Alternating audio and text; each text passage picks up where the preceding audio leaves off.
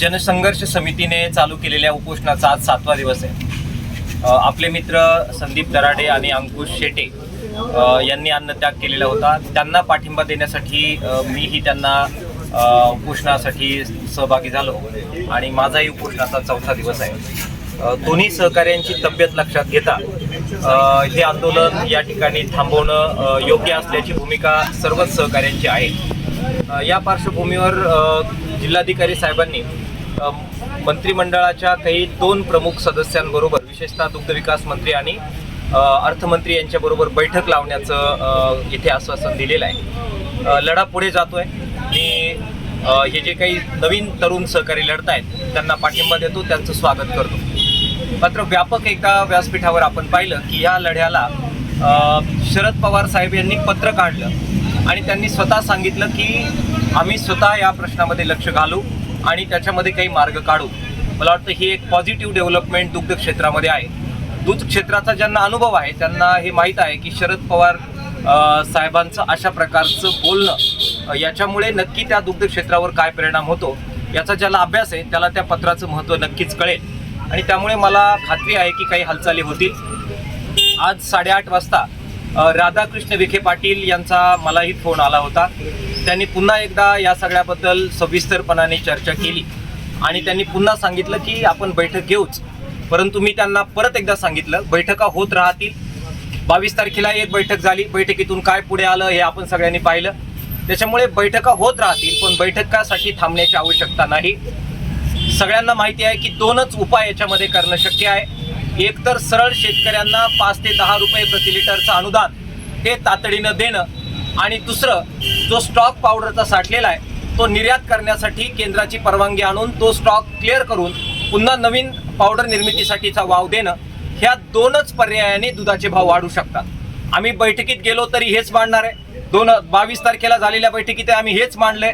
वर्तमानपत्रातून वेगवेगळ्या तज्ज्ञांनी हेच पर्याय मांडलेले आहेत आणि 8:30 वाजता सकाळी ज्यावेळी दुग्ध विकास मंत्र्यांनी मला फोन केला तेव्हा सुद्धा त्यांनी हेच 2 पर्याय ठेवलेले आहेत। त्यामुळे यात काय करायला पाहिजे हे क्लिअर झालेलं आहे। सरकारने हे 2 उपाय करावे आणि तातडीनं दूध उत्पादकांना दर वाढवून द्यावेत, इतकी साधी मागणी आपल्या सगळ्यांची आहे। हे जर केलं नाही तर नक्कीच परिस्थिती बिघडेल, कारण दूध उत्पादनामध्ये 2 स्तर असतात, 2 सीझन असतात। आता सध्या फ्लश सीझन चालू आहे, म्हणजे ज्याच्यामध्ये देश पातळीवर दुधाचं उत्पादन वाढतं। 1 महिन्यानंतर आपोआपच लीन सीझन चालू होईल।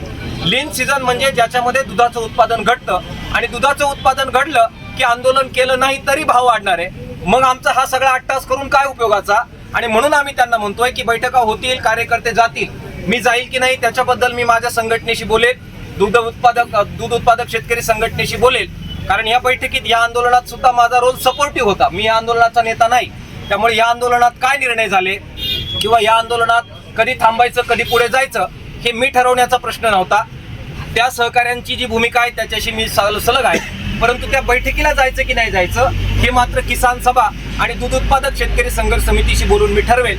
पण माझा परत आग्रह आहे, बैठका कोणाला करायच्या त्यांनी कराव्यात, परंतु पर्याय समोर आहे। अधिकांत शेतकऱ्यांचा पाहू नका।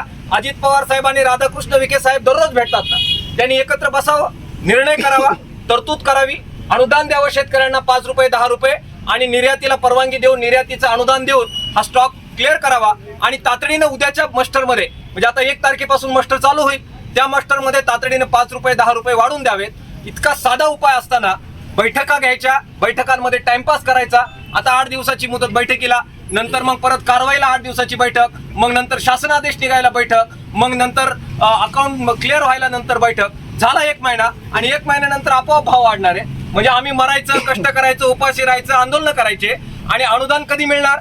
तर 1 महिन्यानंतर मिळणार। कधी मिळणार? ज्यावेळी आपोआप भाव वाढणार आहेत, ज्यावेळी आपोआप आम्हाला पैसे मिळणार होते, त्यावेळी दूध कंपन्यांना हे अनुदान देणार आणि त्यांचे घसे भरणार, त्यांच्या तिजोऱ्या भरणार।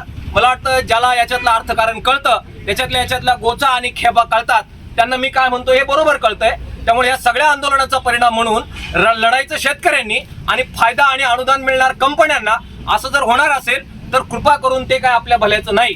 आणि म्हणून परत एकदा या आंदोलनाच्या निमित्तानं जे कार्यकर्ते लढले त्यांना मी अभिवादन करतो, त्यांचा आभार व्यक्त करतो, त्यांच्या लढ्याला पाठिंबा व्यक्त करतो। पण दुसऱ्या बाजूला सरकार वेळ काढून नेतंय, टाइमपास करतंय, वेळ काढून येऊन त्यांना परत अनुदानाचा सगळा मलिदा हा कंपन्यांच्या घशात घालायचा आहे, जो आमचा आजपर्यंतचा अनुभव आहे तो ह्यावेळी त्यांनी करू नये आणि शेतकऱ्यांना रिलीफ द्यावं, उद्यापासून द्यावं, 11 तारखेपासून भाव वाढवावेत अशी मागणी परत एकदा मी आपल्या सगळ्यांच्या वतीनं करतो. धन्यवाद.